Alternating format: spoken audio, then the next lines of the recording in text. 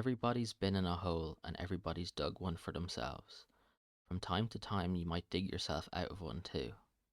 In this novel, Stanley Yelnats has to dig a hole every day in the middle of a parching desert in Texas as a punishment handed down by a juvenile court for stealing a pair of shoes.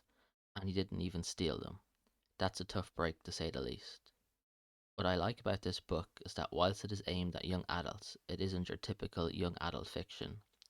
The central character, Stanley, is quite an unfortunate type. Everything is always going wrong for him and his family. It's as if they are cursed. The camp Stanley is sent to is unpleasant. There's the cruel warden, the unrelenting heat, and the arduous manual labour. Again, not exactly what you normally get from a novel aimed at young people.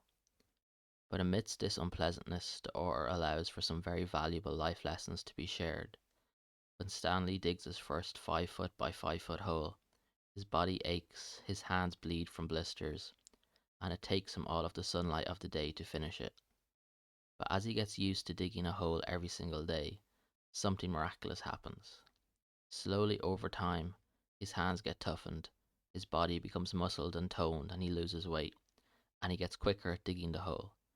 After a while, he, like the other boys who've been there longer, can get a hole dug before lunchtime, and spend the rest of the day in the rec room chilling out and playing games.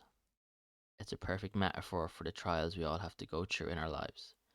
It may seem unbelievable at the time, but sometimes just by plugging away at something, things can improve and get better. Sometimes you can learn to struggle better than you did before. The story is mostly about karma and redemption.